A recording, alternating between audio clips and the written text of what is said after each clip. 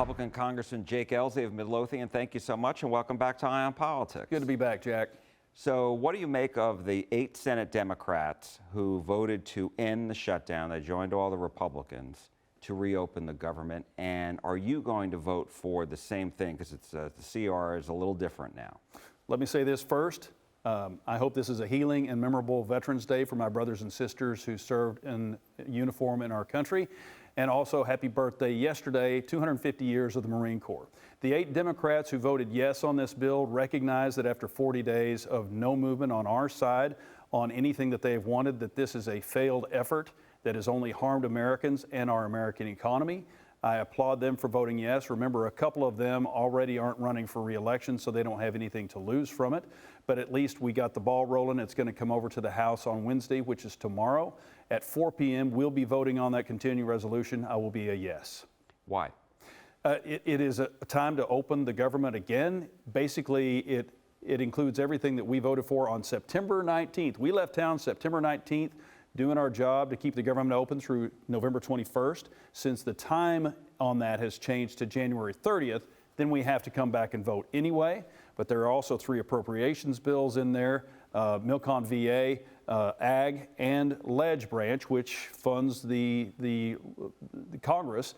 They're going to be on that bill as well. So it's clean. These bills are good. We are still going through the process of reading it. Other than cuts to manpower in those agencies, these are good bills that need to pass. We need to fund this government. And let me ask you, because as you said, the government's going to be funded through January 30th. What is preventing another government shutdown at the end of January? Well, that's a good question. I think that they've learned their lesson from this. Anyway, they're going to get an up or down vote in the Senate. The Democrats are getting an up and down vote on the Senate on this money going to the insurance companies. That's all that they got out of this deal, and I think they burned themselves twice on the stove. I don't think they're going to do it again. So let's talk about what you're talking about is the enhanced tax credits for the Affordable Care Act that the Democrats have pushed to be extended. They did a temporary extension, and now they want to extend it. And so where are you on that?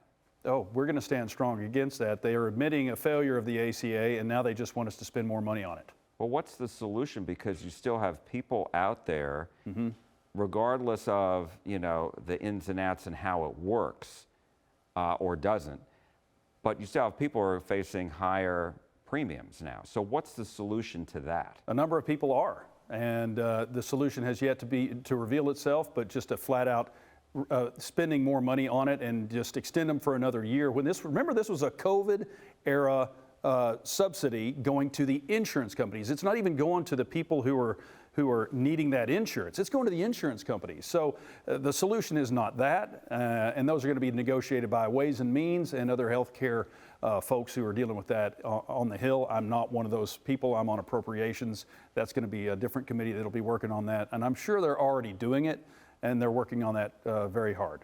President Trump suggested taking the payments to the insurance companies and just sending them directly to the people who are on the program. That is an idea, and I'm sure that will morph itself into something else before we get there. I mean, is this something where, because Republicans really have kind of let this program, they tried to do something about it years ago, nothing ever came of it. Do Republicans need to finally come up with a system that they believe works better instead of just leaving the Affordable Care Act in place? Almost anything can work better than the Affordable Care Act in its current form. Absolutely. So they will be working on that. Commerce Committee will be working on that. Ways and Means will be as well. So I'm interested in seeing what they come up with. And how do you, I guess, what we saw in this past election, we saw affordability become an issue. And I'm wondering, was there a warning sign for Republicans going forward in this next year before the next midterm? You mean as far as the last Tuesday's? Yes, the results from, yes, I'm aware that these results were in blue states, but there were other states where the Democrats picked up as well, in southern states, et cetera. So do you think that there is a warning sign? Do you think Republicans do need to address the affordability issue in some way? Absolutely. We're still feeling the after effects of the Biden agenda and high inflation. And as we work to get that down, then, but affordability is a big deal for everybody. As we just went through this unnecessary 4-day shutdown, air traffic controllers went without 2 paychecks. And I would urge anybody to think in their heads how long they can go without 2 paychecks, and there's not a whole lot of Americans who can do that. So while we're working on that right now and getting our air traffic controllers paid the way they deserve to be, and as an Angel Flight pilot, I have felt the effects of the air traffic control difficulties. And remember, we're flying back tonight while the shutdown is still in effect. So there's a lot of things at play right now, and all of them need to be addressed, and we need to lead turn those issues instead of playing catch up. My last question is, when you talk about the government shutdown, you have all these employees who are having to work and not get paid for weeks at a time. You hear people talking, and it's like, this is backwards. The employees, the federal workers, should be getting paid during a shutdown. It's members of Congress who shouldn't be getting paid. That is a valid argument. Air traffic control specifically when it comes to traveler safety, especially right before the holidays. This is the longest shutdown we've ever occurred. And remember, it was because the Democrats couldn't find 6 votes to vote yes on it. This is a Democrat, Chuck Schumer-led shutdown in which after 40 days, a lot of low morale at air traffic control, a lot of delays, a lot of cancellations. They have nothing to show for it. This is absolutely unnecessary. I hope they remember this going forward so that our people who are out there on the front lines, we had to come up with some creative ways to pay our military, which had never been done before, twice in order to pay our military, move some money around, which is not the ideal way to do this.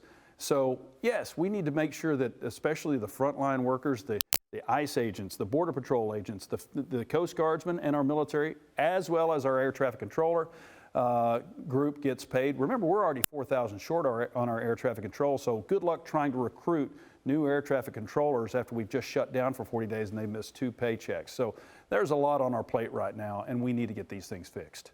And is that something that can be done before January, the end of January? In other words, so that if there is a shutdown, these people get paid. Yeah, and I think that by January 30, which is 2.5 months away, we've already added a voting day to next week. We're going to work very hard to incrementally make up the time that we've lost by not being in the building, in committees, passing these appropriations bills. We'll pass 3. They're a part of that CR. We'll have 9 left. Defense is one of those. And yeah, we need to make sure that we're never losing out on paying people like the air traffic control, because remember, we do advance appropriations for veterans' health, and we do it for veterans' benefits as well. So you never saw anything lost by the veterans either in health care or in their benefits going forward. We should do that with air traffic control too. They deserve it. What about SNAP benefits? SNAP benefits too. I mean, but that is a part of the shutdown issue unless you make everything mandatory, which is a terrible idea. One of the reasons why we're in such bad shape right now is we're $35 trillion in debt because appropriations have been flipped on its head. 60 years ago, 30% of the spending was mandatory, 70% was discretionary. Discretionary meaning the appropriations committees in the House and Senate come up with what's in the bills. 60 years on, 70% to 75% is now mandatory. So 75 cents that's sent from the taxpayer of every dollar is already spent. 25 cents isn't. So we're trying to find savings under the seat cushions when we're spending 75 cents on the dollar on mandatory programs. Until we address that, this is going to be a problem. Congressman Jake Ellzey, thank you so much. We Thanks, appreciate Jack. it.